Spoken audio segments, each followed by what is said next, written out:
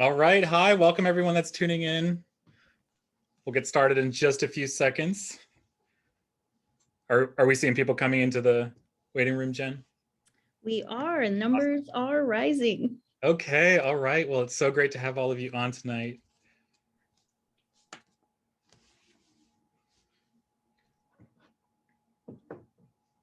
Okay, well, we're going to go ahead and get started. It's such a joy to welcome you to Wreath Masters Season 2. This fabulous event I consider the official wreath competition of California. And why is that? Well, the wreaths you're going to see tonight were made with California native plants, and there is nothing more California than California native plants. They have a beauty unique to this place. They support our habitat. They're the foundation of our ecosystems, and they have deep, deep connections and legacies with Indigenous communities. And that's one thing I want to say before we keep going, is that it's really important to honor that Indigenous people have had a relationship with native plants for thousands of generations and have stewarded the land here profoundly and beautifully for many, many generations. And that's why I love native plants, is that they allow us to connect so deeply to the places where we live and take care of our environment. And so you're going to see that reflected in these beautiful, beautiful wreaths tonight.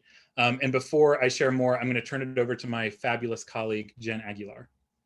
Hi, everyone. Welcome. We're so excited to have you here today for our second Wreath Masters competition. My name is Jen Aguilar. I'm the community education coordinator with the California Native Plant Society. So before we get into our competition, I wanted to just give a little bit of background on who we are, who the California Native Plant Society is, and what we do. So the California Native Plant Society is a nonprofit organization that works to help protect, conserve, and educate the public on California native plants. So as the foundation of our ecosystem, plants play a very vital role in supporting California's biodiversity. So since its inception, CNPS has been involved in many projects surrounding conservation, education, horticulture, rare plant science, and vegetation science. So we're so excited to connect today with all of you, our creative native plant enthusiasts across California. And of course, we are so excited to engage with our community of partner organizations that help to make this Wreath Masters a success. So here on the screen, you'll see just a couple of our partners that worked with us this year.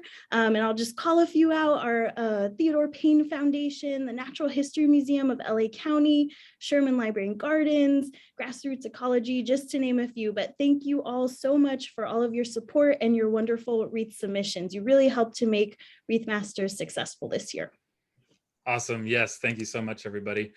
So what was the challenge? Well, it was to make a wreath with California native plants. I just want to honor the winner of 2020. This was Habitat by Theodore Payne Foundation.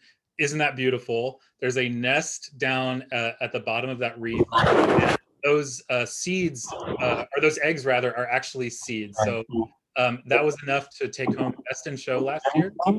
And we're going to talk about our criteria. So the wreaths needed to be composed of at least 51% native plants, and they had to come from ethical sources, i.e. cultivated places, gardens, and that's a really important facet. We really encourage growing native plants, and many of the partners you'll see tonight, you're able to purchase native plants from their nurseries and botanic gardens, and that's such a wonderful thing you can do, is to grow native plants. All right, so we're going to be looking at 6 categories today with our celebrity judges, who we'll introduce in just a second. I'm so excited. So we have most I want to hang this on my door, which is, celebrating the traditional ideals of wreaths, but also opening it to interpretation and asking our judges, what would you want to hang on your door? So it's a really great category in that way. We have most whimsical. We have kids category, which is under 18. We have most avant-garde, pushing those boundaries. We have most naturalistic, and we have best in show. So we're going to start to see some beautiful wreaths tonight, and our judges will be announcing the winners of each of these categories. Jen, do you want to tell everyone what's at stake here? Yes, the winners, what will you receive? So each category winner will receive a beautiful gold foil print of Justina Friel's amazing hummingbird manzanita design. And I have an example here. It is just stunning, so gorgeous. So Keep your eyes on the prize. You'll also receive a CNPS membership or a gift membership if you are already a member with us. And lastly, you'll receive a CNPS store gift card in the amount of $50. So you can kind of pick and choose whatever you'd like from our store. Awesome. Okay, and drum roll. All right, the best in show will receive the original Hummingbird Manzanita paper silhouette by Justina Friel. And I do have that here. We are not joking. This is a real prize for you all. You can kind of see just that beautiful, gorgeous detail. So we have it ready to ship to our best in show winner. Oh my gosh, I'm so jealous. I could not compete, but I want that design. So hopefully whoever wins it sends it my way. Just kidding. You're going to win this beautiful, beautiful work of art by Justina Friel, and it's just gorgeous. All right, so now I'm going to go ahead and stop sharing because we're going to introduce our fabulous celebrity judges. Right, so we have an amazing group of judges here with us today, and we're going to just take a minute to introduce them and get to know them a little bit. So first up, we have Maurice Harris. Maurice Harris is a Los Angeles-based artist, best known as the visionary behind Bloom and Plume, a bespoke floral studio located in Echo Park. Harris's unique point of view, wicked sense of humor, and expert craftsmanship have made him one of the most sought-after floral designers in Los Angeles and one of the most followed florists on Instagram. So please follow him, Bloom and Plume. Most recently, you can see him in his role as a floral judge on HBO Max's Full Bloom, now in its second season. We're so honored to have him join us today as a judge for the Wreath Masters competition. Welcome, Maurice. Thank you so much. Hi, everybody. I'm so excited to be here. We're so excited to have you too. And just as a kind of quick question so that our everyone tuning in can get to know you a little bit, I was so inspired by the action that you've taken to create space for community and open dialogue in Los Angeles. And I was wondering if you could tell us a little bit more about some of those larger themes that inspire and influence your work and creativity. Well, that is a very big question, and I have very big shoes. So, very big question. I have very big feet, so I can fill the shoes. That's what I meant to say. I am really good at being myself. I've leaned into that. It's taken me a long time to get there, and to truly love myself for who I am. And I think that I try to shine bright like the diamond that I think that I am, so that I can inspire other people to live their best life in the best way possible. And so through my different business ventures, through the flowers that we make, through the coffee shop that I own, I try to have all those things be an expression of beauty, of love, of nature, and how all those things can bring people together to make like a really nice, happy, beautiful place. Wonderful. Thank you so much, Maurice. Again, we're so excited to have you here today. Thank you so much for having me. I'm delighted to be here. Awesome. All right. And I'm honored to introduce Katie Chirgotis from Eothen. She's the founder and creator of that awesome, beautiful floral studio based in Santa Cruz, and creates spellbinding arrangements that are really of the earth and celebrate all of these unusual, beautiful forms. I've followed her work for a long time and just think she's absolutely fabulous. So, Katie, I want to ask you, and we're having a little bit of audio issues here. Are we good? Okay, cool. So, Katie, you own and lead Eothen in Santa Cruz, and your designs have a beautiful and unique intentionality and story behind them. Could you tell us more about your process for deciding what plants go into your arrangements? And have native plants ever played a role in your arrangement process?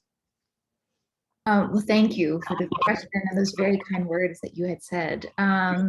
Yes, so what ends up going into my arrangements, whether it's wreaths or cut flower arrangements or installations, is very much dictated by the season and the place that we're in. I am based in Santa Cruz, so primarily my work with events and installs and whatnot are in Northern California, but I also, will go down to as far as Joshua Tree and past Mendocino, and I always want the space to inform what it is that we create. I don't really want to detract from what is around us. I want to enhance it and maybe bring in more, I don't know, imagination or fantastical qualities to it. And so, yes, native plants are a huge part of my work for sure. That's actually, for me, my joy is that challenge, the hunt, so to speak, and how to bring those into play. And I'm very, very fortunate to be surrounded by a lot of amazing local growers and organic farmers who feel the same way that I do in the cultivation and propagation of native plants and their accessibility without having it be something that's a detract from the environment. So yeah, thank you. And thank you for having me here again. It's a true joy. Oh, fabulous. Thanks so much, Katie. It's great to have you here. All right, and last but certainly not least is Jennifer Jewell. So Jennifer Jewell is the host of the national award-winning weekly public radio program and podcast, Cultivating Place, Conversations on Natural History and the Human Impulse to Garden. She is the author of The Earth in Her Hands, 75 Extraordinary Women Working in the World of Plants, and Under Western Skies, Visionary Gardens from the Rockies to the Pacific Coast. Her greatest passion is elevating the way we think and talk about gardening, the empowerment of gardeners, and the possibility inherent in the intersections between places, environments, cultures, individuals, and the gardens that bring them together beautifully for the better of all lives on this generous planet. Welcome, Jennifer. Thank you. I'm really interested in all of your gardening work and just kind of your appreciation of gardening. And I wanted to share that many of the participants here that created wreaths using material from their own gardens. So that's kind of exciting. Yeah. Can you tell us a little bit about your personal relationship to gardening and perhaps speak to the impacts that tending to and caring for a garden have on you and your work? Sure. I was raised by a professional gardening mother and a wildlife biologist father at 8,000 feet in Colorado, and gardening and using native plants as well as non-native plants in the spaces around our home was just something that happened every day and was part of what it meant to grow up and know things and do things. Plants and their names and their ways of being were always part of my family's conversation and focus. And as I grew up, I became an avid gardener myself, and the joy of that, but also the agency and responsibility that comes with being a gardener has become more and more intense for me, first as I had kids, and then as I have done the work that I do. And to me, it's a great joy and possibility that gardeners can be part of so many of the solutions to almost every problem that we are challenged by or are worried about in our world. And, one of those is just the loss of biodiversity on our planet. And gardeners have a great ability to help bridge this concern. But they also are this great community of people who like to come together and do fun things and share that fun and knowledge with each other, just like here on Wreath Masters. And so that is one of my greatest joys. There's a lot of serious articulation that I do around what I do, but it's the fun of it and the beauty of it and the joy that I see in the work of people like Maurice or people like Katie that just light me up and give me a lot of hope. Thank you so much, Jennifer. And again, thank you to all of our judges for being here with us today.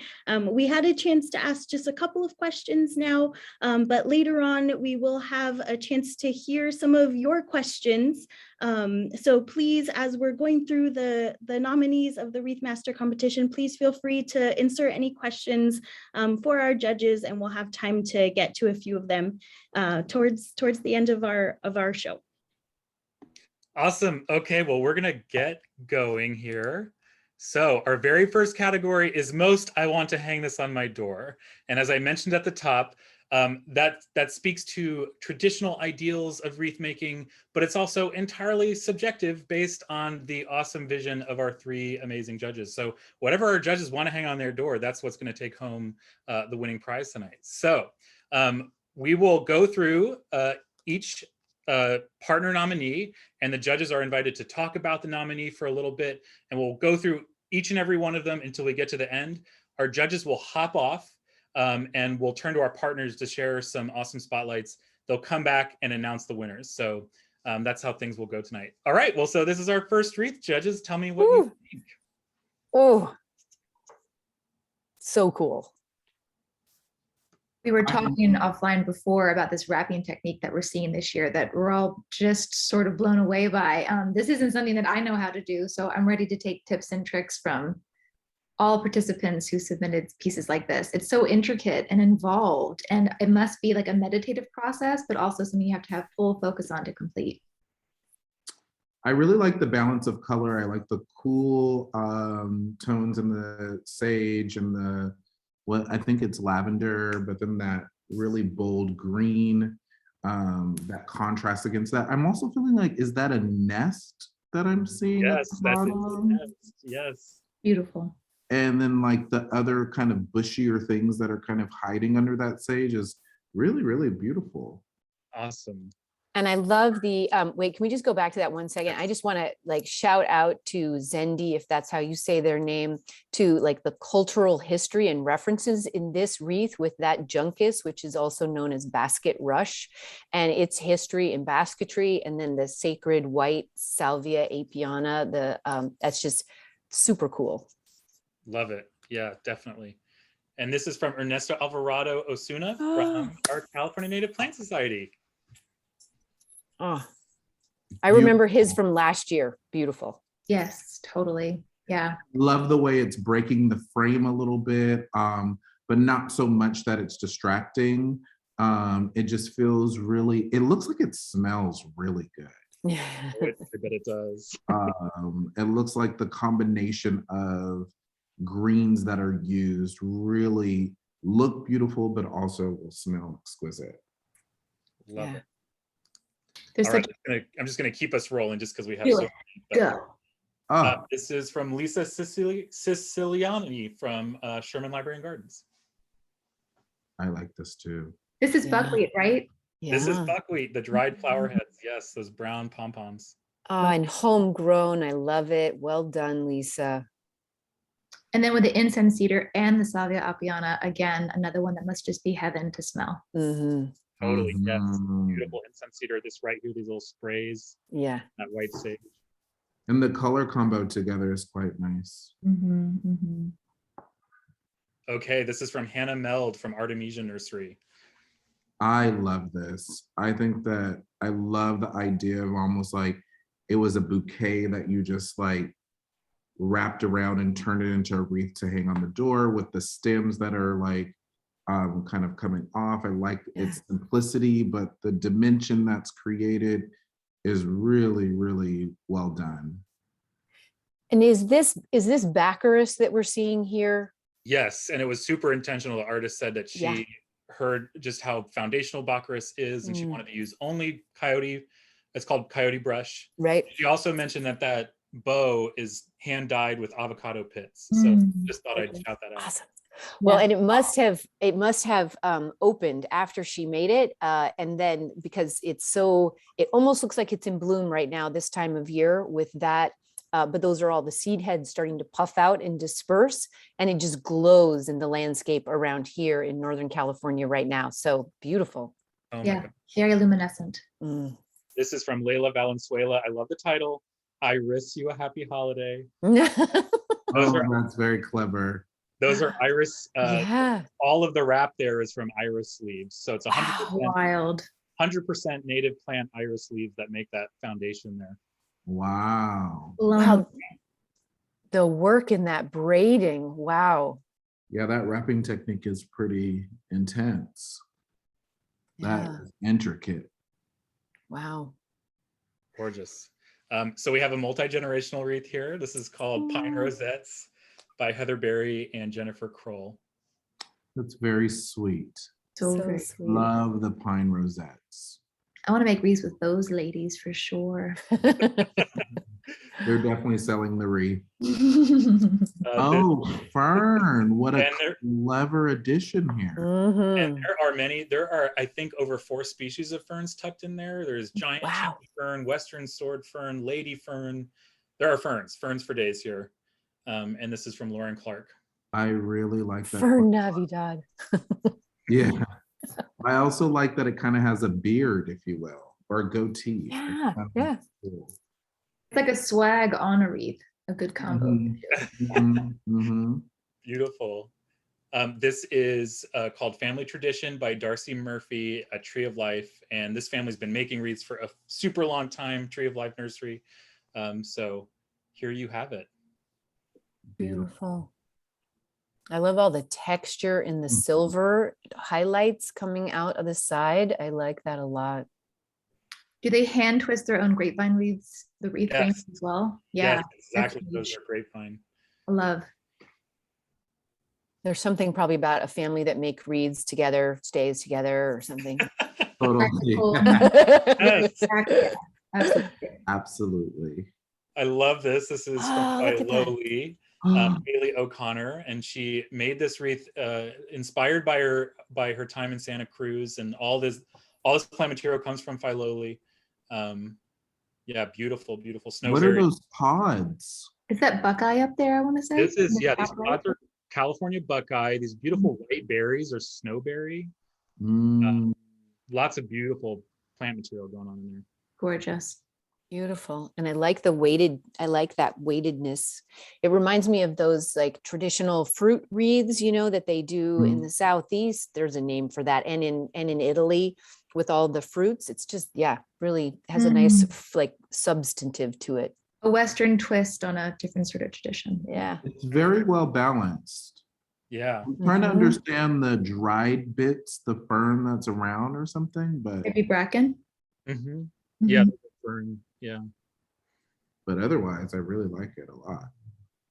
All right, and I think this is our last entry for this category. This is Kristen Barker, Pollinator Meadow, and she said she gathered all of this from the Pollinator Meadow Yeah. at the Nurseries Museum. Oh, This is spectacular. spectacular. Again, That weaving technique is grand, and there's just like there's such a delicate hand, but it's still so full and and very intricate. Lots of little things going on, but it's not heavy-handed. It's very well balanced. All the pop of color is really, really nice. Mm. It's really working for me. This one is really, really beautiful. What is the little yellow? Is that I can't see That is called it's Abutilon palmeri, Palmer's mallow. It's like a okay. bush Yeah. mallow, those little apricot mallow flowers. Oh, Yeah. I love mallow. I want to watch a video of her just like weaving this together onto the frame, just from like up above. Yeah. To see All the right. layers. Oh no, I was wrong. There's more. Wow. Oh wow, look at that one. With shells, gorgeous. So Mendocino. This And is a on- mushroom. I And think mushrooms. and a candy cap, I think, at the very top, right? Yeah. Yes, there's fungi in here. There's abalone shell, iris leaves. Oh wow. So luscious and This is wild. Good, yeah. Oh, luscious is such a good word there. Okay, so there you have it. Our nominee for most I want to hang this on my door. So judges, I'm going to invite you to deliberate and hop off, and we'll play some partner spotlights. And in just 3 minutes, our judges will return and tell us the winner. All right, see you shortly. Okay, here we go. We're going to share some wonderful partner spotlights with you all. So here we go.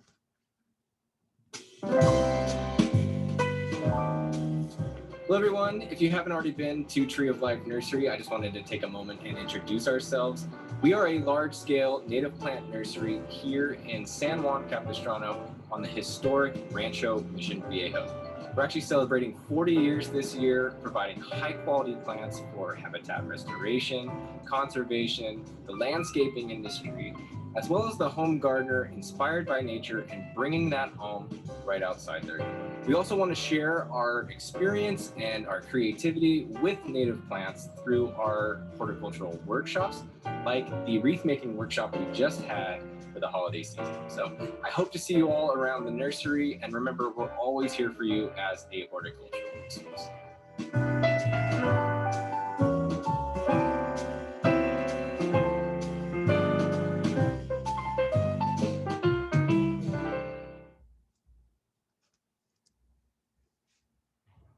Good morning from Filoli Center. We are a historic home and garden located in Woodside, California, and we are so honored to be part of the Wreath Master and California Native Plant Society. I'd like to start with our land acknowledgement. We acknowledge that Filoli is located on the unceded ancestral homeland of the Ramaytush Ohlone people, who are the original inhabitants of the San Francisco Peninsula, and celebrate with beautiful native plants. This is Olivia and John, our plant specialist and one of our horticulturists. My name is Haley O'Connor, and we made these wreaths using material from our native garden, which is located behind our cafe. We also have a lot of natives just throughout our 17-acre garden, and John will talk a little bit about one of them. Hi, so one native plant we used in both wreaths is the California buckeye, Aesculus californica. This small tree grows pretty commonly in the Coast Range Mountains in Northern California, where we're located. And in the fall, they produce these beautiful pendulous fruits with a shiny brown seed inside. It looks like a little holiday ornament hanging from the tree. Awesome. One more. Here we go.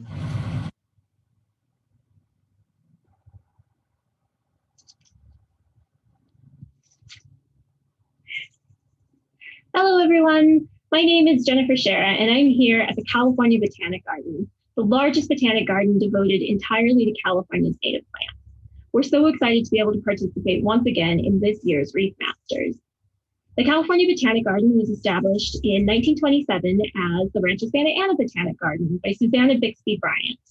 In 1951, the garden moved to an 86-acre site here in Claremont, California. This oasis of California sights, smells, and sounds features a collection of 22,000 living plants native to California, including many plants that can be used to make wreaths. We appreciate this chance to flex our creative muscles, create wreaths, and see all the beautiful work that our fellow native plant lovers have produced. Happy holidays! All right. Well, our judges are still deliberating. They'll be back any second. And while we wait for them, I'm going to ask Jen. You taught over 4 wreath workshops this past fall. What did you learn about wreath making in your pursuits of teaching so much about it over the last couple months here? Oh, I learned that there is so many modes of creativity that come forward when working with different types of plants, different textures, different smells. I think the native plants we worked with during the workshops just really inspired different ideas. I think as people came in, they thought, oh, I'm just going to make a traditional wreath with, a circular shape. But as we started playing around and feeling the material, things just took shape on their own. So I think just the natural kind of the movement and textures of these plants just really allowed for people's creativity to come forward, and they ended up leaving with something entirely different than they thought they would. Oh, I love that. I love that. Yeah, I learned I think it's called the, I'm forgetting the term, the boutonniere approach, where you're creating all of these little boutonnieres that you then apply to the wreath form this year. And that really helped. I was doing very rugged primordial wreath forms before till I learned that technique. All So right. was I. Well, I think that our judges are having a very hard time deliberating, which is great. But what do you have any favorites, Jen, that you're looking at here? Oh my goodness. I do. I'm gonna let our judges Awesome. tell us what their Yes, our favorite judges is. are back. Tell us. What's the news? Oh, we can't tell you. I'm so sorry.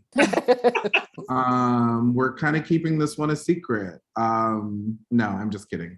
Oh my gosh. The pleasure of awarding the first award this evening. I'm so excited. A couple honorable mentions of the ones that we really were struggling with because we like them so much was the Natural History Museum of Los Angeles County. Like, so beautiful. Kristen Barker did an awesome job. Also, the Mendocino Farms Coastal Botanical Gardens, the Roxanne Perkins, that one was amazing. But the one that like really kind of stole our hearts in terms of like what we want to see on our door, what we wanted, like we loved how effortless it was, knowing how technically it wasn't so easy, even though it looks super easy. But we're giving it to Hannah from Artemisia Nursery. Wow, congratulations. Congratulations.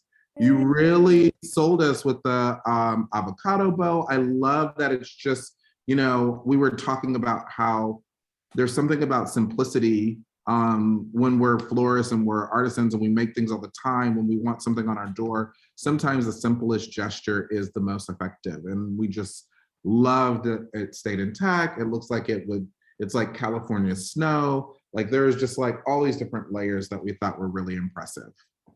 Wow, awesome. Well, thank you so much and congratulations, Hannah. And we will go on to our next category, most avant-garde. So this category is all about breaking boundaries, thinking very creatively about the wreaths you're creating. And I think there's some awesome contenders here. So without further ado, we will go into our nominees. The first one we have is Lindsay Cummins. Oh. Wow. I like breaking the shape a little bit or breaking the mold. A lot of materials. Is this olive that's being incorporated? I want to say, like, that is bladder pod, this really interesting native plant that creates these balloon-like fruiting sacs. So fun. And is that atriplex? That's the swirling bit? Yes, I believe you're right. Okay, beautiful. This is good fronds are hard to find. Well played. And I like the artichoke blooms that have been dyed, maybe? Those are all dried fern leaves. Oh wow. The way that they held their color is really exceptional. And I think I see, is that bee balm seed pods that I see in there too, along with the thistle? I think those are sage flower heads, dried sage flower heads, those little dark pom-poms there. This color is wild. It's making my eyes do a funny thing. It's so bright. Yeah, it's good. Wow. All right, this is Toyon Glam by Stephanie McKenna. Oh, I like that. I like that flow. Yeah, the little dancing arms. Definitely avant-garde for sure. Really like reinventing what it means to what a wreath actually is and deconstructing it and reconstructing it. Some sacred geometry for sure in this. Oh, I love that. Okay, this is Amanda Walker called Free Spirits Crawling on the Table. I think it's a beautiful table piece. Okay. Oh, I like it. Here for a table piece for sure. Different way to enjoy it. Absolutely. And I wonder, I think maybe it has its own frame. It just is of itself, which is exceptional too. That's hard to do. Yeah. This is Leila Valenzuela's Buckeye Goals. Those are all Buckeye seed pods. Buckeyes. The biggest seeds in California. You just learned about them in our partner share. Yeah. Wow. I love the branches that are kind of coming through. I love the shape. Color combination again is really, really nice. Tomatoey, orangey. Color is so nice. Beautiful. This is Cynthia Coxhead's Starlight on Fresh Snow. Ah, look at that. It is, it truly is. I love that frame. It's beautiful. Mhm. This is Laura Lamp and Michelle Ott from the Gateway Science Museum. Wreath of Living Fossils. These are all plants that are prehistoric, and they're still with us today. Wow. I like the little dinosaur down there. Yeah. Good nod. Yeah. That Stega fern, I'm not able to touch that stuff. It's too brutal for me, so I'm impressed by their usage of it. Yeah. Oh, and I like the Restio. Yeah, nice diversity there. This is Melissa Adila Calasan's A Loving Embrace to Endure the Changing Seasons from Tree of Life Nursery. So like Ikebana style. Yeah. Mhm. It's very charming. Mhm. It's there's a lot of movement. It's almost like it's dancing. And there's is that rosemary, I think, right? Or what is that? That is chamise, this Chamise. very prevalent chaparral plant. It's got some gorgeous lines. Mhm. Balanced yet so full of movement. Mhm.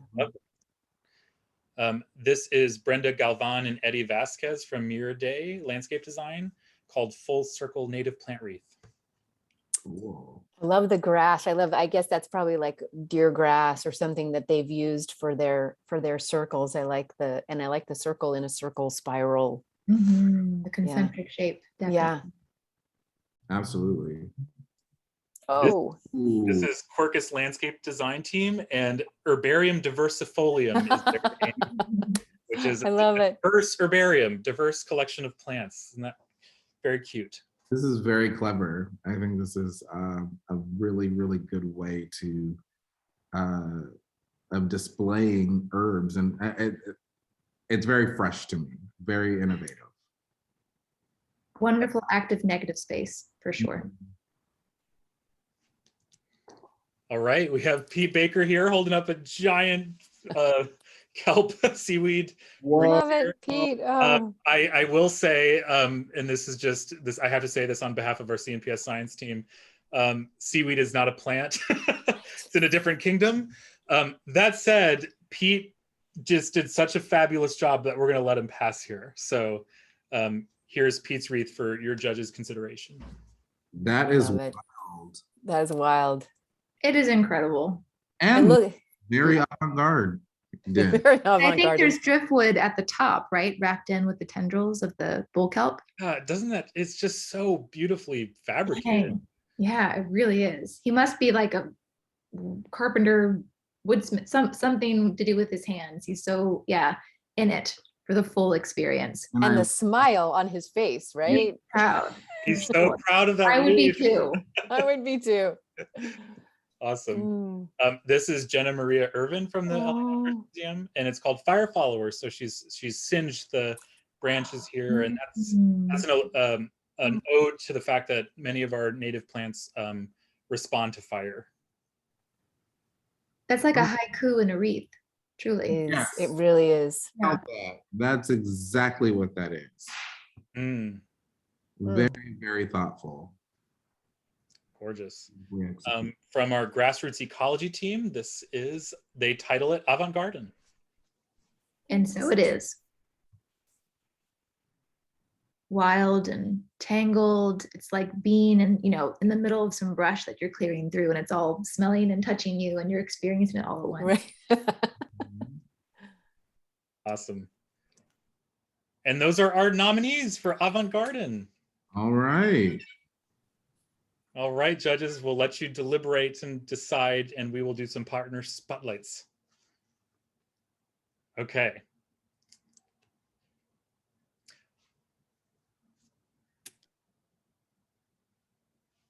All right, 1 second, everyone.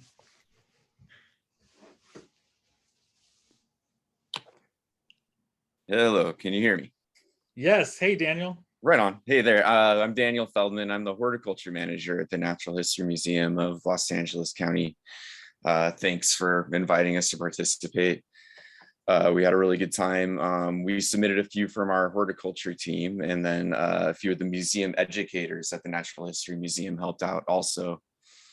So we're a 100-year-old institution in the center of Los Angeles, who about 10 years ago decided to had the great idea to build a garden around the museum.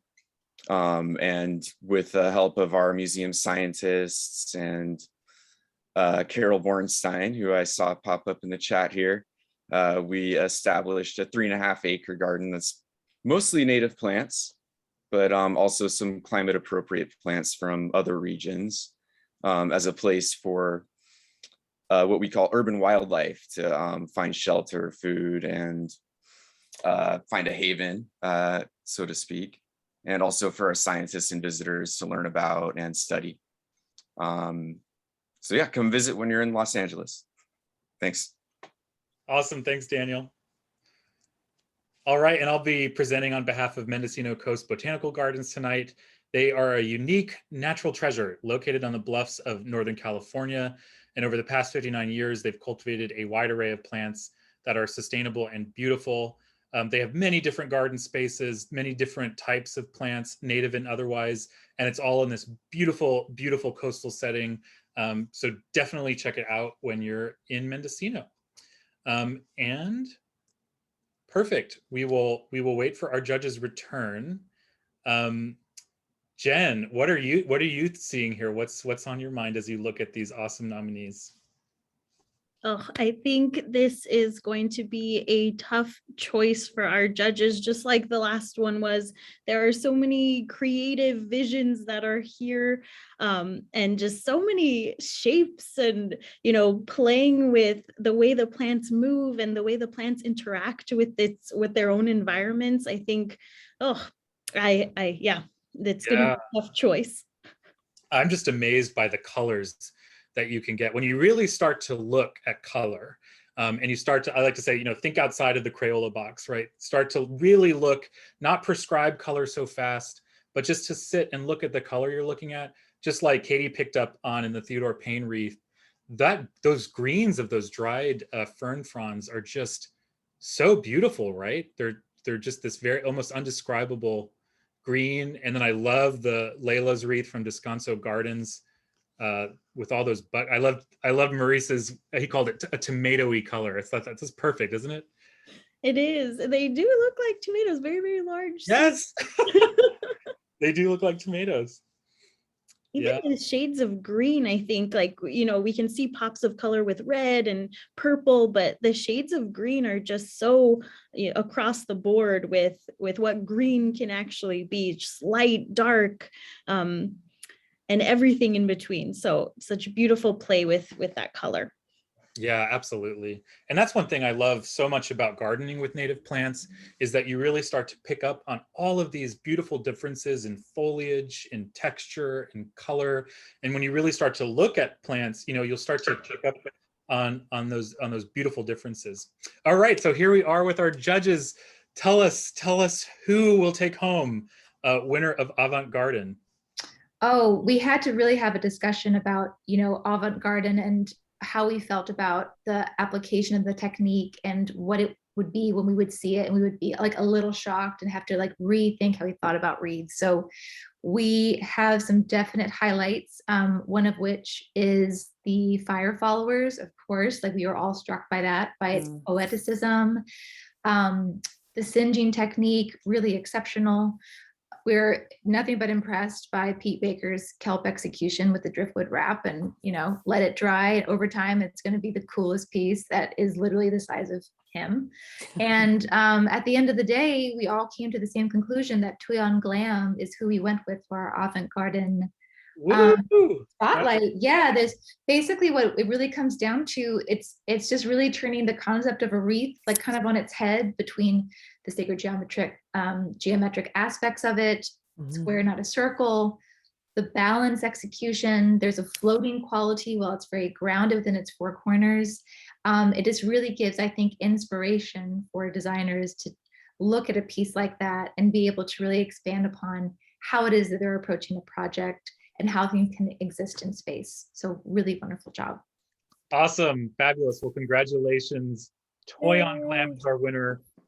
Wonderful. Well, we're going to go right on to our third category here, most whimsical. So whimsical takes a fun and festive and cute, or just an approach that's different than your typical average day, and looks at life with a very happy face. And so these whimsical wreaths really take that kind of frivolous, fun approach to wreath making. And we have some really great nominees to share with you all, judges. Let's go for it. Okay, so we have Moonlight Garden by Judy Moffett of California Botanic Garden. Oh my, Wow. this is gorgeous. It's like a fairy tale. It's like a landscape, Mhm. and it's so pretty. Love. Love it. Gorgeous. This is Alice Liu of Descanso Gardens. Mhm. This is like classic holiday, but not classic at all. Like a modern spin on the palette. Yeah. I love that. We have Daniel Feldman, who we just heard from, his wreath Islander. Oh, look Yeah, at all man. that. Gorgeous. I love all the tonal greens, you know, all kind of spinning in one place. Yeah, and I like how he's used each element distinctly on its own, not repeating. I think that's beautiful. Mhm, mhm. And clustering is actually quite nice. Yeah. Refreshing. And I'll say that these are all from our California Channel Islands, hence the name. Right. Which is so cool. These plants, I think a lot of these are actually what we call endemic. They are only found on the California Channel Islands. Wow. Has a really kind of fun aesthetic to it. You're only going to find these plants out in our Channel Islands. This is another one from Melissa Adila Calasanz from Tree of Life Nursery. It's standing on its own, right? I love that. Its own support system. That's fresh. That's cool. Fully. That buckwheat. There were like 3 different buckwheats there. Yes, this is Bethany Emperor Gunther. She calls this Turkey Tail Celebration. Oh, that's great. It is that. I love turkey feathers, and the tonality that she's finding in the feathers informs the entire palette of the wreath, you know, throughout. It's so soft and subtle, and at the same time, there's like a grounded earthiness to it. And it's still very bold and quite like happy. And the play on the turkey tails and the turkey tail mushrooms there at the bottom as the focal point, so cool. Oh, I didn't even realize that. Oh Yeah. Medicinal in many ways. Yeah, Oh, well wow. done.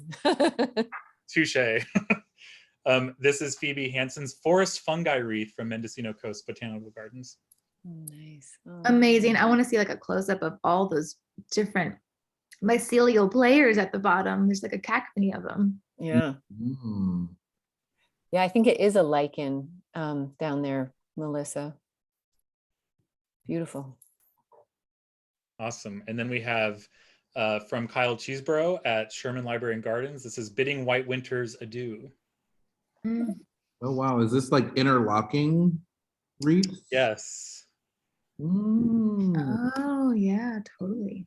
Wow. Wow. That took skill and time. Yeah, I want to see the mechanics on that. For Yeah, sure. and table space. Definitely. All right. And this cute wreath from Deborah Giddon, and she calls the wreath Bernice. Hi, Bernice. The name sells it for me. Sweet sunflowers. Yeah. And I want to say that's redwood, right? The base frame. Yep, those are redwood leaves. Awesome. This one's called Accident by Bo Keen. That's hilarious. You are looking, sorry, it's just crazy. You are looking at the underside of a lawnmower. Did they build the wreath on the underside of the lawnmower? Is that how that went down? I would be impressed either way if they had built it or if this actually was an accident and they just decided to keep it as a wreath. Either way to me is fabulous. I like how you went there. That's fine. I'm in. And that's a great use of a lawnmower. Just get rid of the motorized lawnmower spewing toxic fumes and make it a wreath frame. I like it. Yeah, there's some wasp nests in there. There's a lot going on. There really is. Whimsical. This is from Grassroots Ecology, Berrylicious, and I mean, kudos for using so many native berries. There's 20. Yes. snowberry. I think that's a Mediterranean madrone berry in there. Ah, Beautiful grape vines. So very delicious. very delicious. I love that. I love Well the, edited.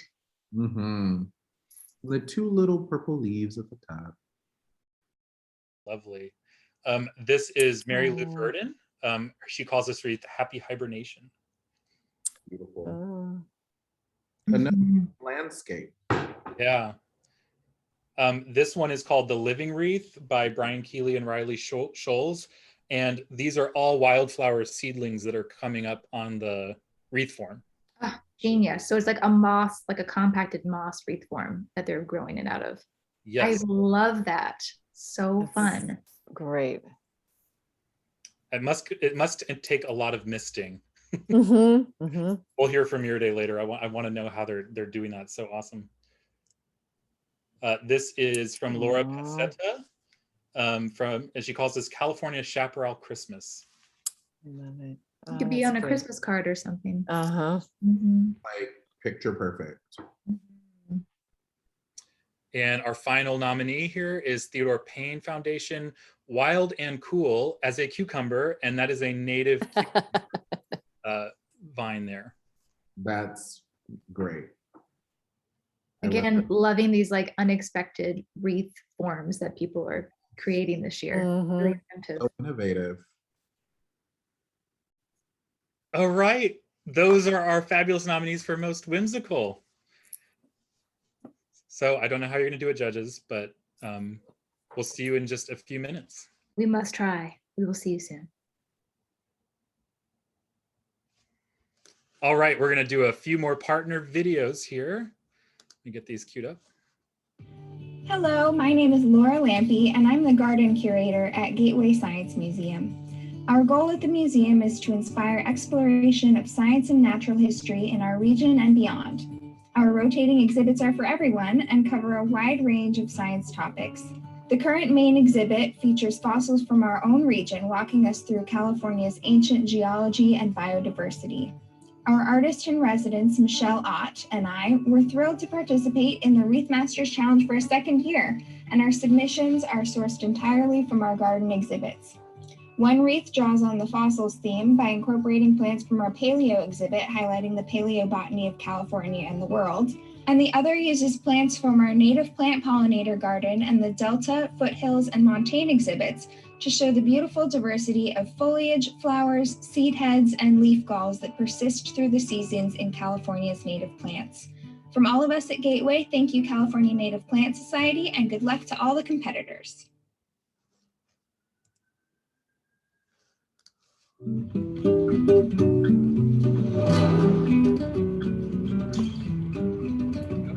Welcome to Artemisia Nursery.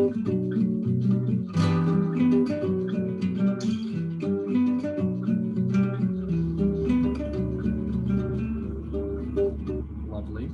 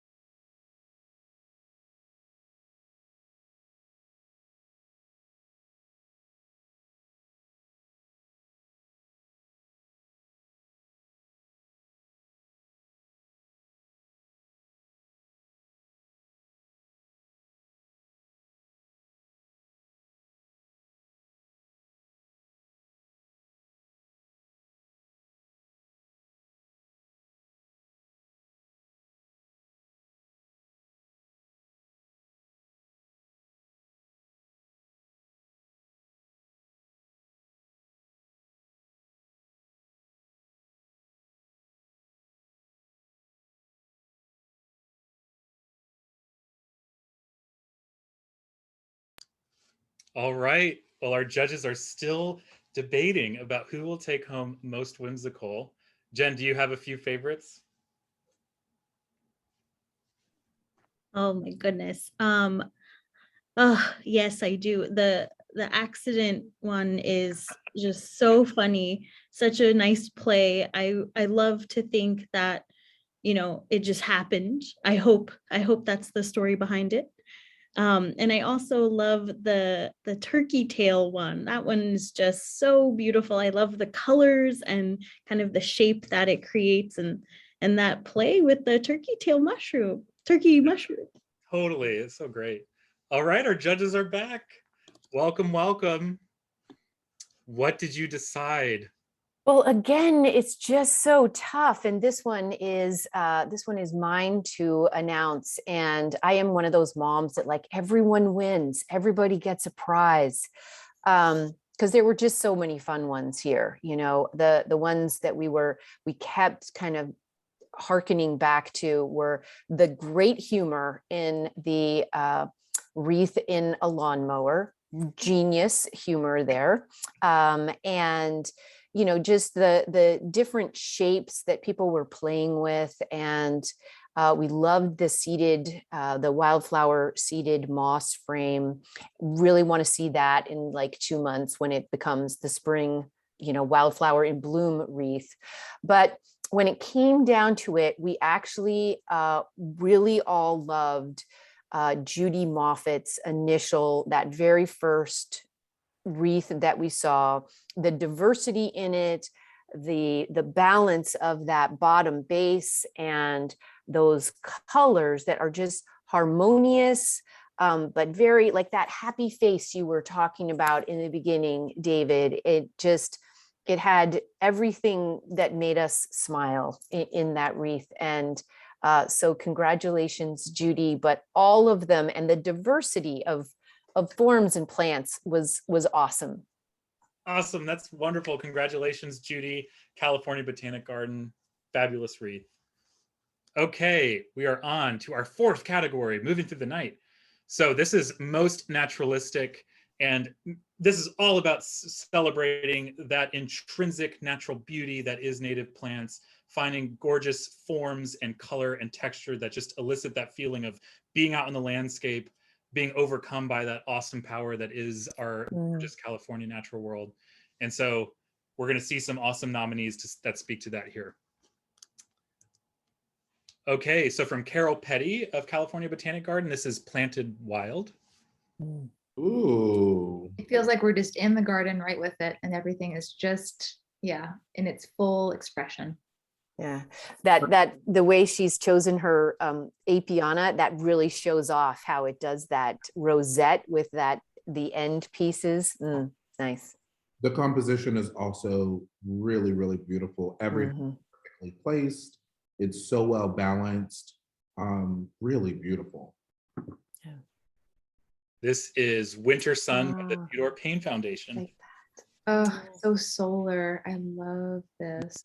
All the pods, buckwheat, and what is the second one?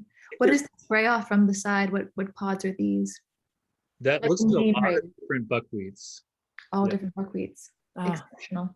And the time it took to radiate those stems so precisely, beautiful. Gorgeous. And this is SoCal Holiday by Armando Aguilar. Oh my. Look at that. I love the eyelash grass. Yeah. Oh, I mean, I feel like I'm there. This is like a nature walk. Right. Totally. Love it. A nature walk, wow. Oh, I love that term, forest bathing. Do you feel like you're bathing in it? Yeah. Wow. This is Artemisia Nursery Community, and they call the wreath Community. Nice. And it feels like it. Dahlia, buckwheat. We haven't seen succulents yet. This is the first time, I think. Yeah, totally. Yeah. Very sweet community. Oh, look at that. Ooh. This is Ingrid Sebula from Sherman Library and Gardens, and she called this Abundance. Absolutely. That is abundant. Bursting. So beautiful.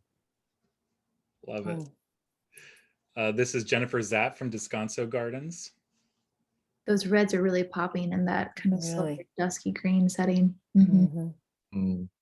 Very, very nice. This is Taylor Scott, Brown is Beautiful. Oh. And again, that beautiful Oh my wrapping. God. Blowing my mind. Yeah. Do we know what kind of bark this is, or grass, or what is this? I think these chunks here are sycamore bark. Oh, wow. This is, I think, island ironwood, strips of island ironwood bark. And then you have dry toyon leaves and not sure what this sprig is here. Kind of looks like a dried live oak. Oh, that could be it. Just love this play on neutrals. This is Molly Williams. Cute little wreath. Great. She is embodying in this wreath. I know. She is this wreath. And she chose her colors so well. Yeah, what is that saying? You know, that when you see dog owners and their dogs, It's like 101 true? Dalmatians. Yeah. Is that true with wreaths? Like, Maybe. I want to look like a wreath. Totally. this is Olivia McCandless from Philoli. Wow. This color combo is spectacular. The juxtaposition between the dried and the living and preserved is just like so great. So it's really great. Circle of life. Yeah. And the use of that buckeye pod, that's hard to get them to stay. That's nice. I can never get them to stay. I'm so impressed. Yeah. Teach us your ways, Olivia. Another beautiful natural, like this just feels so natural. Yeah. Oh, and they're all from Gateway, Northern California. Interior Northern California is in the room. That is awesome. Yes, this is Laura Lamp and Michelle Ott again from Gateway Science Museum. This is Katie Newman from Tree of Life Nursery, Garlands of Goldenrod. Oh, I like that. I love goldenrod. Gorgeous. Gorgeous. Wow. And this is Premier Day Landscape Design, Kate Hayes, Jane Lee, Jason Prado, Redbud, Red Humped. And the title is Caterpillar Wreath. And what's amazing is that these caterpillars, they're on there. Host on Redbud. They're eating them. Right. Yeah. Oh, wow. A food source. I love. Pretty natural. Very naturalistic. Can I How get- did they get them to stay? That's what I want to know. Oh, Gave them lunch. They want to keep that. They want to keep the leaf. What kind of caterpillars are they? The redbud, red humped caterpillar. That's the name. That's literally Yeah. what they're called. Mhm. Wow. I guess that's one of the artists. Is the red humped? Oh, they're giving them credit as one of the artists. Yes. I am so for this. Do they ever metamorphosize into a Oh yeah, absolutely. Yeah. creature? A Okay. moth. Yeah. I'm gonna be jujuling this after the competition. So Oh, This is Peyton Ellis from Quercus Landscape Design called Beautiful Gray. oh, nice. and it is so frosted. This is Sienna McFarland, Praying for Rain. And that Nice. bow is tied with red stem dogwood. That is great. Clever. I like that a lot. And this is Diana Sanchez, Four Corners of SoCal. I love the interplay in these different corners of the wreath and how it's reflecting that kind of that red tone, right? It's like yellow to the rust to the red, and they get to balance each other out. Very well balanced, very natural, really interesting materials, and the combination of materials is quite nice. And I love that Sphaeralsia we're seeing again. That golden Sphaeralsia is beautiful. Yeah. And I love the choice. I mean, just that gradient over here on the left, moving from brown to green is just lovely. Love. Oh my. This is like this Allison Flutie from Grassroots Ecology Nursery. Oh man, this is I like that. Oh, look at the mimulus and You could see a bird just flying right through this, in and out and up and down. Like a landscape for a bird's nest or something. Mhm. It's so I like that. Yeah. pretty. I love that. I love that as a criteria for this category. Would a bird fly? Would a bird fly through it? Well, and it's very light-handed without being messy. Like it's very, you know, like the delicacy is done really carefully. It's nice. Which is very hard to do. Very hard. Yeah. It's really, would a caterpillar eat it or would a bird fly through it? One. Right. Good criteria. All right. Those are our nominees for most. I know. So hard. Darn. What are you gonna do? We'll be back. Yeah. It might take a minute. All right. We'll be back soon. Thank you. Thank you. Thank you. Okay, we're going to do a couple more partner shares. All right. And Jane Lee's joining us. Hi, Jane. Hi, can you hear me okay? Yes. Awesome. My name is Jane and I'm a designer at Miraday.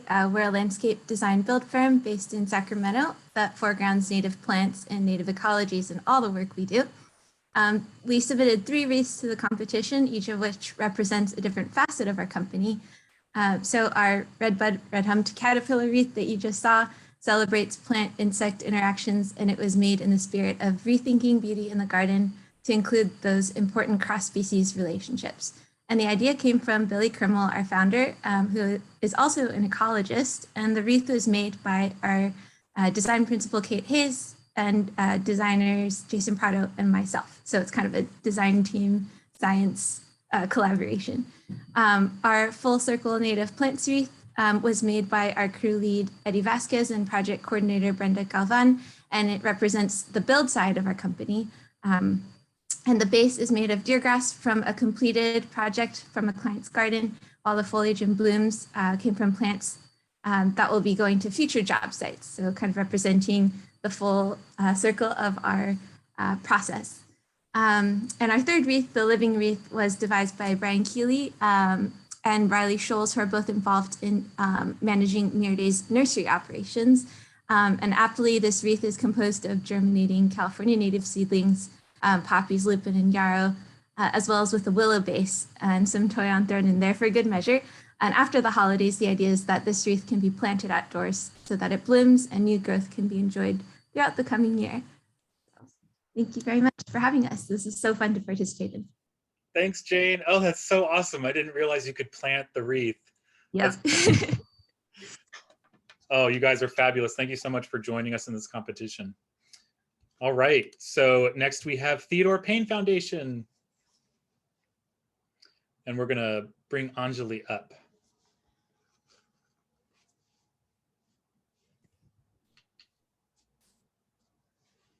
Hello. Hey, Anjali. Hi, thank you so much. I'm Anjali from the Theodore Payne Foundation. I want to acknowledge that we are in Sun Valley, which is the traditional village of the Wikanga, the ancestral home of Wikanvitam, who are now known as the Fernandeño Tatavian Band of Mission Indians. I want to acknowledge their stewardship of our land and their land and all of our plants from our wreaths that we take care of on our 22 acres and came from there. Jen did a beautiful workshop on our site. It was so fun. People made such beautiful creations. And yeah, Theodore Payne is, our mission is to educate everyone about the beauty and ecology of Southern California native plants. So we offer classes year round. We have a nursery open year round. Please come and experience our gardens. There's no charge and it's a really, really beautiful place to be. So we hope to see you in class. Yes, 818. Absolutely. This is really, really special to be a part of this. So thank you so, so much. Thanks, Anjali. Fabulous. Okay, well, like our judges said, they're having a very hard time determining the winner of our most naturalistic category. Any favorites, Jen? Ooh, yes.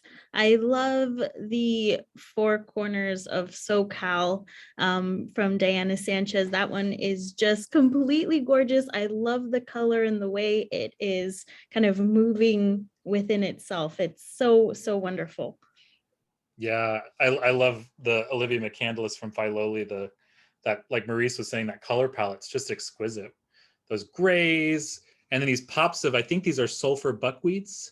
Or no, actually this might be yarrow. This might be a yellow yarrow, but in either case, these beautiful yellow flowers just bring such a great pop. Really nice limited color palette there.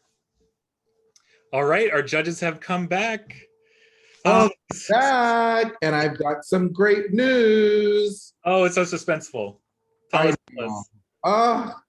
This one was actually, might have been the most difficult because we were really splitting hairs here from all the different entries and people really knowing how to curate nature in a way where it still felt natural, but curated, but still natural. I don't know.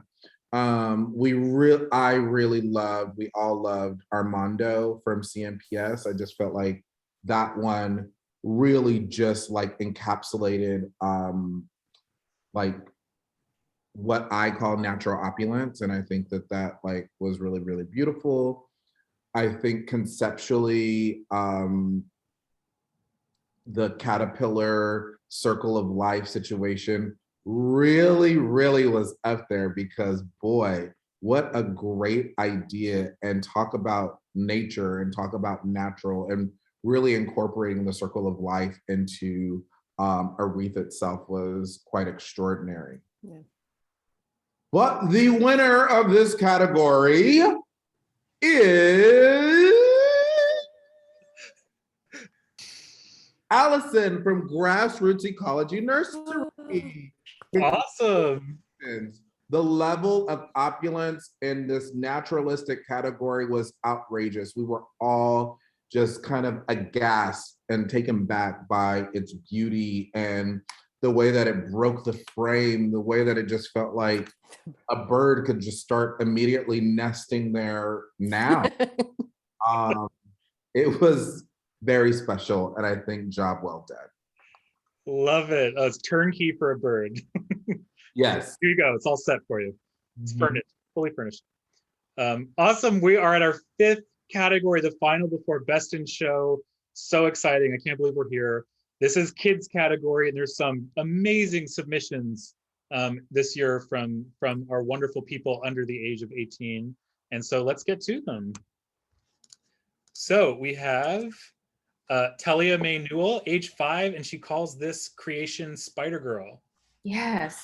Oh, this is like, I want this print on my wall, just the look on her face and the sun in her hair, the use of those pine cones. I mean, so pretty. Yeah. I was not doing this at age 5. I'm just going to say that outright. It's so great, isn't it? Great. Yeah. This is Charlotte, age 14. Beautiful, Charlotte. Love your wrap technique. Gorgeous. This is Owen Yu, age 7, and he calls this Wreath Bonjour. Wow. Ooh la la. Again, that Baccharis and This is Daryl Yu, and he calls this Masterpiece. Own that, Daryl. I was going to say the same thing. Oh. And is that Romnia leaf foliage that we're seeing? The little like, yes, I think we saw it in the one before too. That's a really nice use of it. Yeah. Yep, the big fried egg poppy. Yes. Cool. All right, this is MM Laura, age 8, and she calls this creation Silent River. Very meditative. Wow. Yes. I like seeing their tie technique. Yes. Yeah. And I think she's made her own frame, right? There's no, yeah. Yeah, good point. Mechanics work really well for this design and seeing them. Yes. I think it looks really intentional and quite nice. This is Danielle and Levi, both age 7, and they call this Wild and Free. Wow. It is wild and free. There's so much excellent symmetry and like control with the medium. That's super cool. Yeah, Danielle and Levi are coloring within the lines in the coloring book as well, you know? Exactly. Yes. Lights. I love that. Yeah. A lot of diversity. I like that.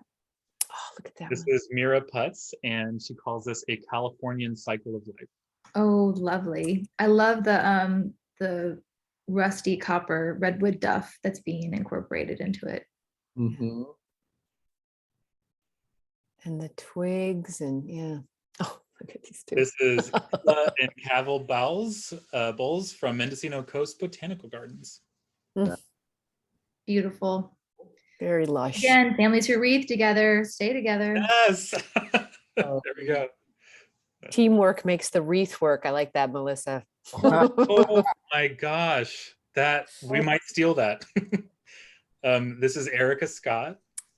Oh, I love this. Oh, the artist at work for sure. Oh. Yeah, Like she's that. using her palette there.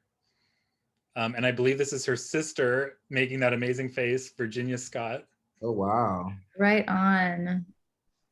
And are these, I want to say, is it a willow twig that she's using within this space that flourish at the side?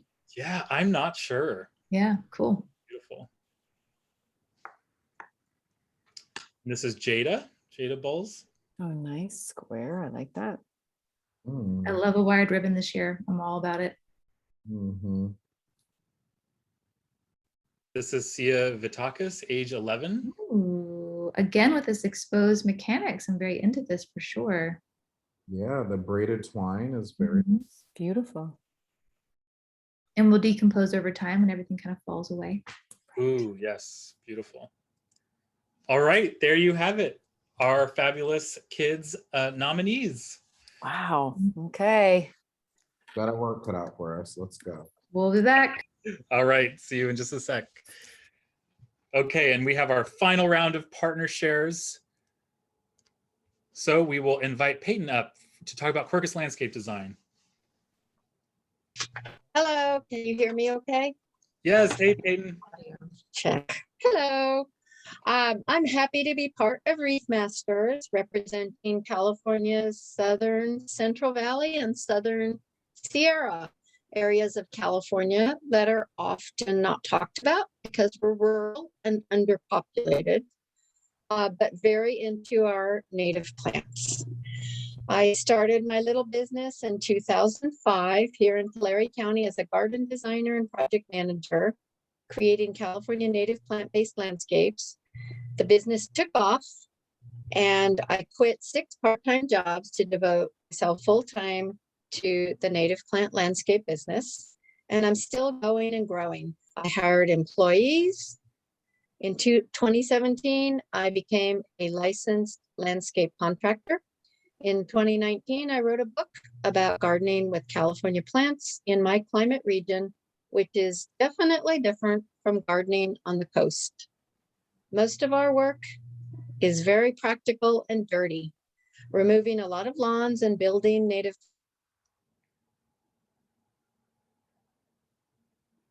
Oh, we might have lost you, Peyton. Are you there? Oh. All right. Well, that was from Peyton. Peyton's fabulous. Quercus landscape design is fabulous, and thanks for that message. And we will go on to Descanso. So I'm presenting on behalf of Descanso Gardens tonight.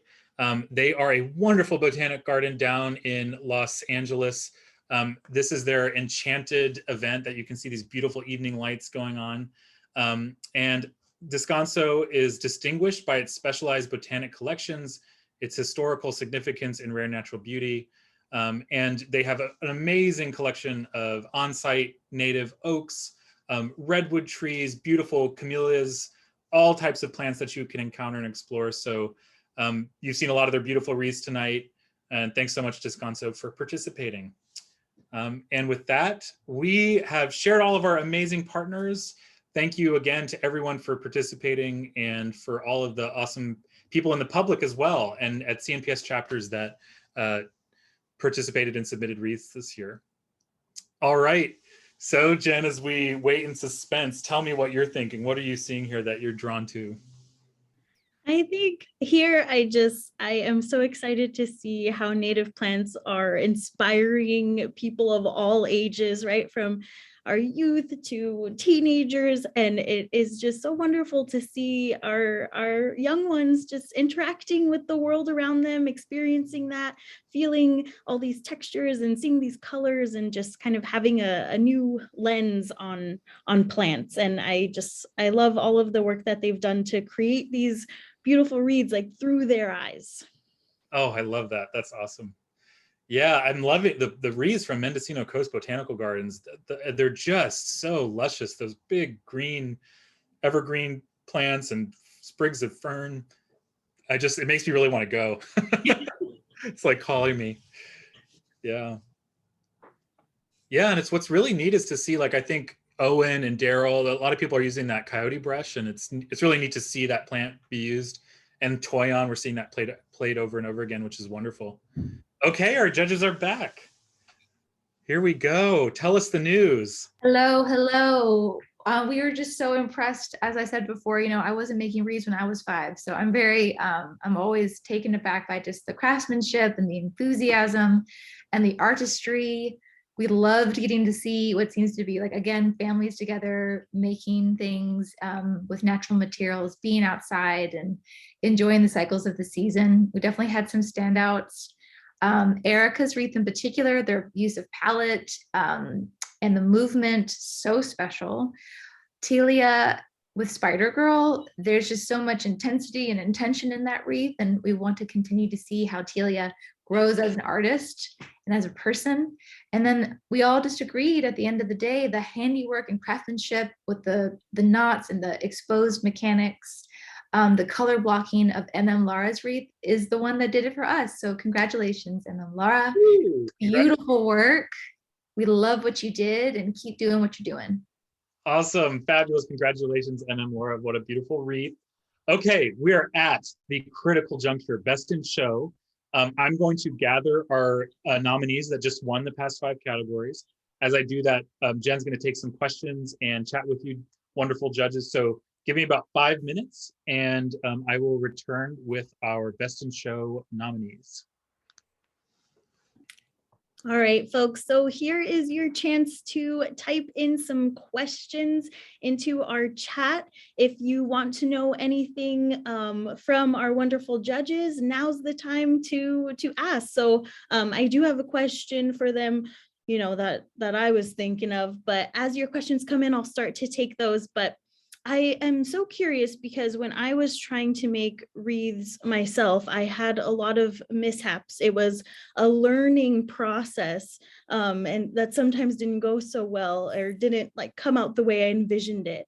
So question for all of you, anyone who wants to share, what is kind of your tactic when things aren't going the way that you want them to go with some of your wonderful projects? How do you kind of move forward from that, or do you happily embrace these mishaps or mistakes that you're making with your work? So whoever wants to answer.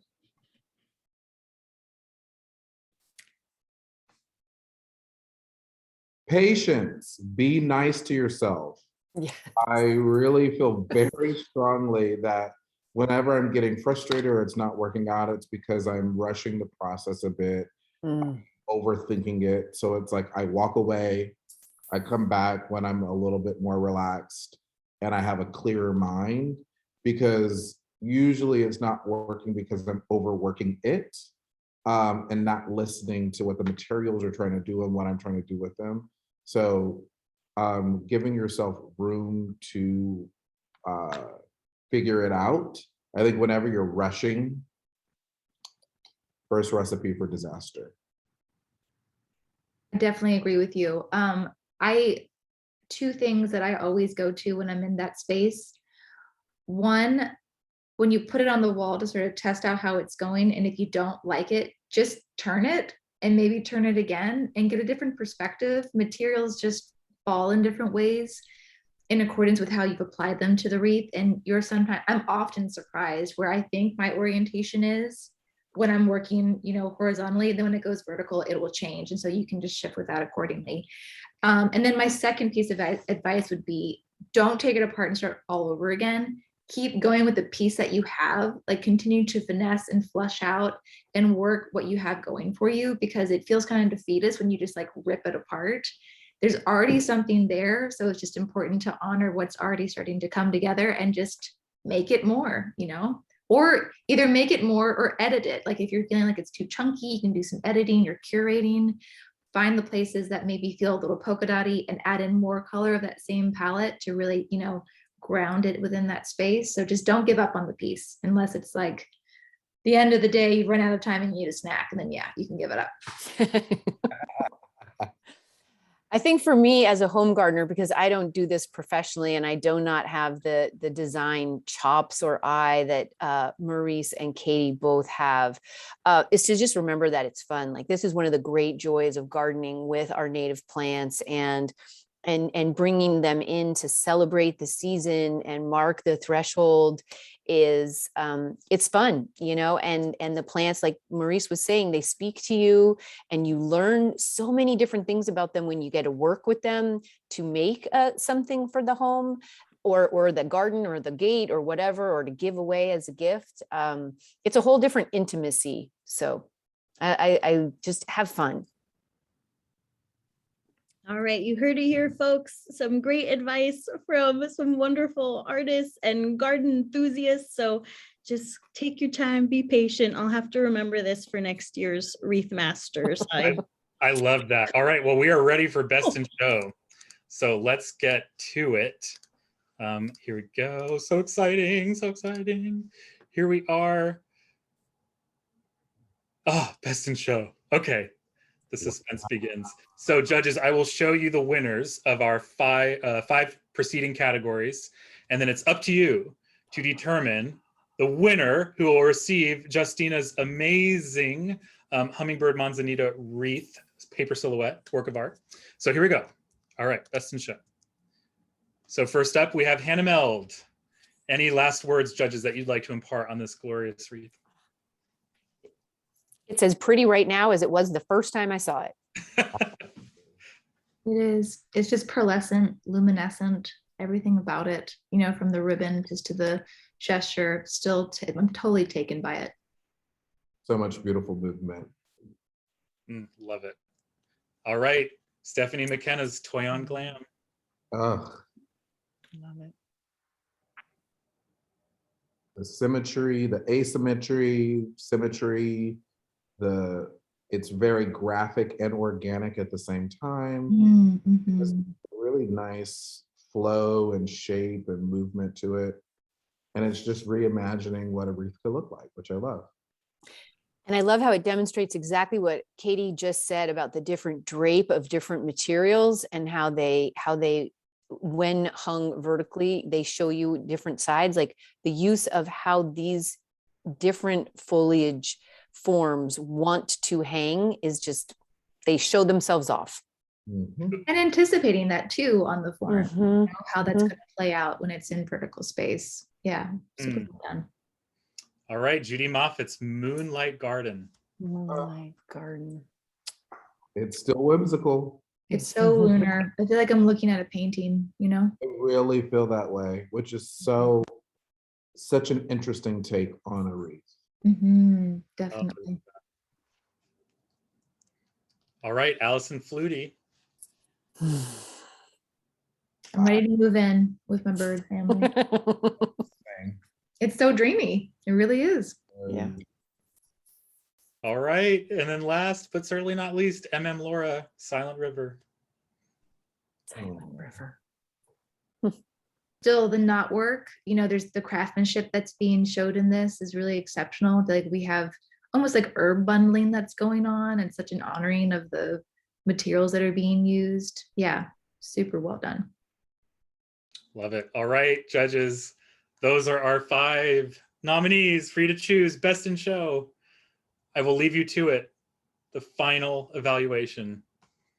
We will wait with suspense. Okay.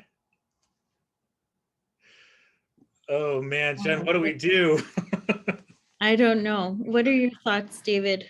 Which one do you think has it in the bag? I'm just so impressed with our judges and their I see these wreaths differently in many ways when they speak, and the luminescence of Hannah's is so glorious. The fact that she used one species of plant is really astounding to me and still captured just this beautiful vibrancy. I love Judy Moffat's that beautiful moonlight garden. It doesn't even seem real. I think those are cypress, some type of conifer, that kind of like turquoise almost sprigs that you see at the bottom. Just so beautiful the way she blended all of that together. Yeah, Toy on Glam. Love what they were saying there. Yeah, what are you seeing? Now Allison Fluties is speaking to me. I think I'm gravitating towards that one a little bit. I love kind of the wildness of it, and yeah, I just want to see a bird nestled in that wreath. That sounds amazing. Yeah, I'm impressed too. When people, it's so liberating to see these wreaths and how expressive they are, and how many of them seem to like break free of like kind of the typical wreath shape. And it just makes me want to try that. It makes me want to try just having fun with it and making these different wreath forms, using plants in unexpected ways. I think it's really cool. And native plants are so great to do that with. Yeah, well, since we're right up here at just past 8 o'clock as we wait for our judges to return, I will just kind of close us out and just say, we loved having you tonight. We can't wait, of course, to hear what our judges say about Best in Show. I want to mention, if you're not a CNPS member yet, think about becoming a CNPS member. Joining the California Native Plant Society is just a great way to be part of the conversation, to support native plants, and to really be part of our community. And one other tidbit I want to leave you with is look up calscape.org. That's CALSCAPE.org. You can enter your zip code. You can enter even your home address on the search field there.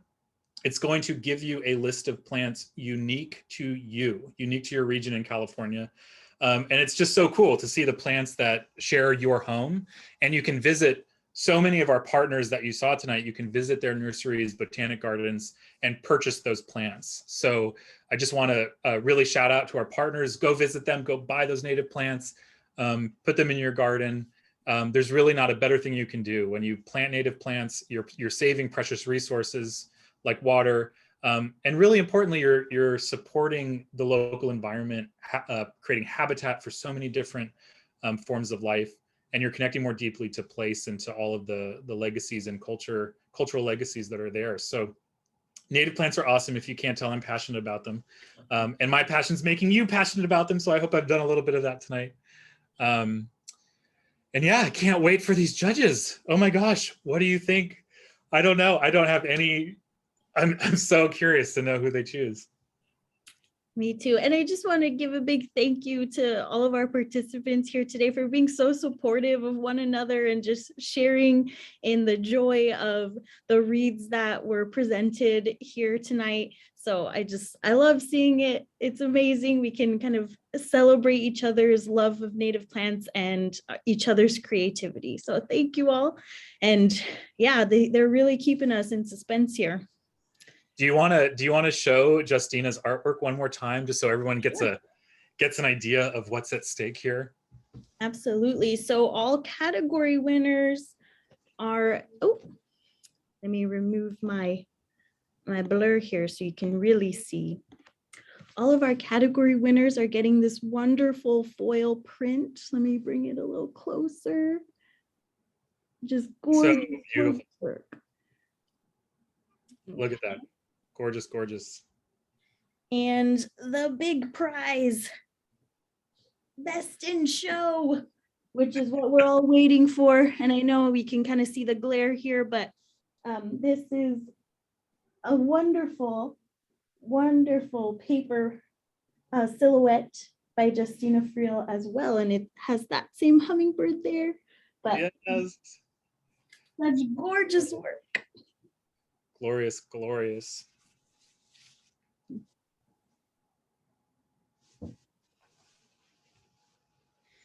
Oh man.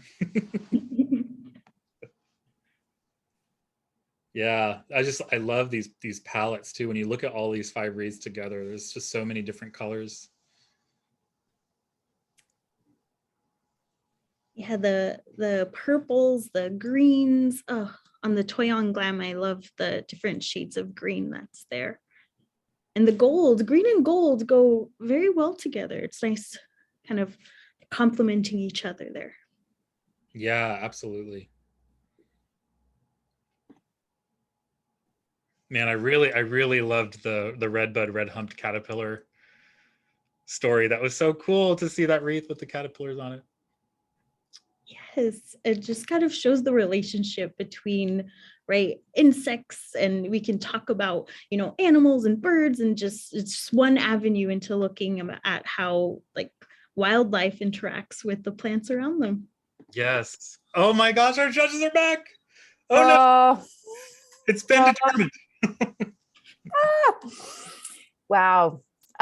You know, I will just start right in on this. This was a brutal decision.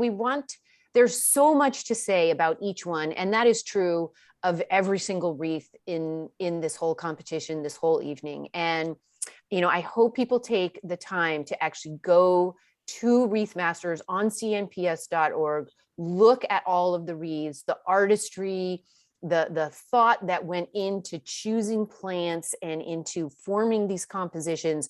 The biodiversity that we have seen in these creations it is so incredibly hopeful to me, because it is through knowing them and loving them that we will grow them, that we will know them even better, that we will protect them, we will teach our kids. Like that kids category just made my mind so happy.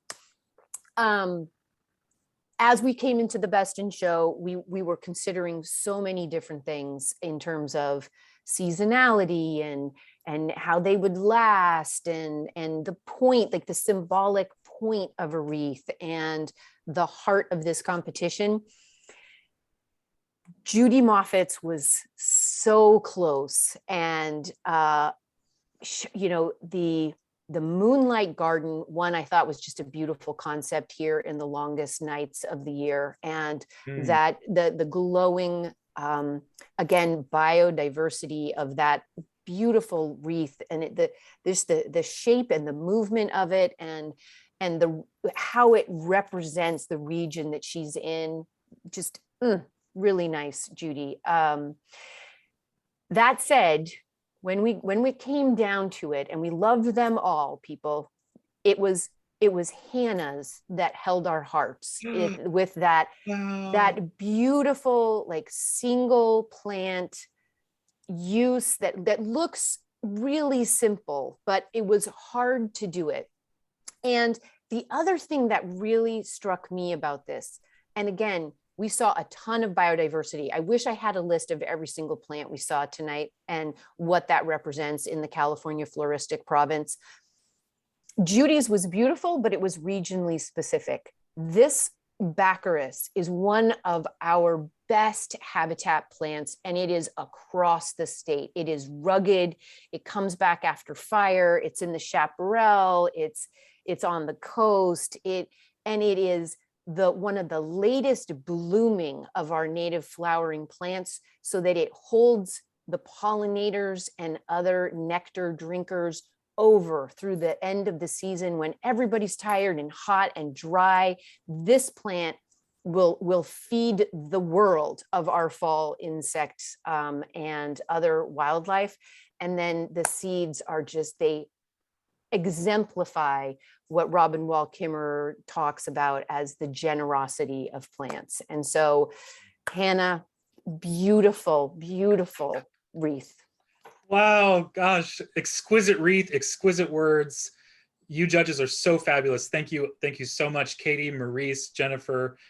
You just made this night so wonderful. Thank you, our partners. Thanks, Jen Aguilar, for co-hosting with me. Yay. It's been such a fabulous night. You really made it special, all of you. So thank you. Congratulations, Hannah, Best in Show. Congratulations, Hannah. We congratulate all of our winners, and we'll be in touch with you to get you your prizes. But thank you all so much. It's been a really wonderful evening, and we'll close it out there. I just want to say a shout out to Justina Friel and how beautiful that artwork is. Congratulations, winners. That is just gorgeous. Yes, thank you, Jennifer. Awesome. All right. Well, good evening, everyone. It's been such a wonderful time, and that closes us out. Wreath Masters 2. Yay. Bye. All right.